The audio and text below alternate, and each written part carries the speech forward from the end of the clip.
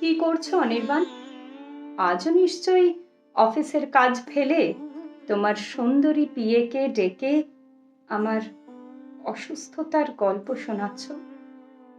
কি ভাবছো আমি চলে যাব? আমার সবটুকু নিয়ে কি করে যাব, এটা ভেবেই তো আমার খুব কষ্ট হচ্ছে অনির্বাণ। আমি জানি ঘুরে ফিরে আমাকে নিয়েই ভাবতে বসবে তুমি। তোমার সঙ্গে দেখা হয়ে যাবে আমাদের প্রথম আলাপের। তুমি ভাববে না অনির্বাণ, খুব লাজুক একটা মেয়ে চুলে জুঁইমালা দিয়ে তোমার কাছে এসে দাঁড়িয়েছে প্রথম। আমি জানি তুমি ভাববে, এটাই তো কষ্ট অনির্বাণ।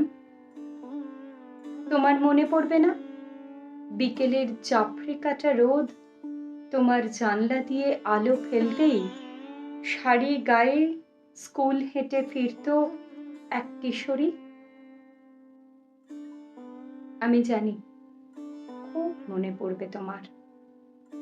তুমি আমাকে মনে মনে পাবে, সামনে পাবে না। এটাই তো কষ্ট অনির্বাণ। আমি জানি অফিস ফেরত দরজায় দাঁড়িয়ে অভ্যাস মতো আমাকে ডাকবে।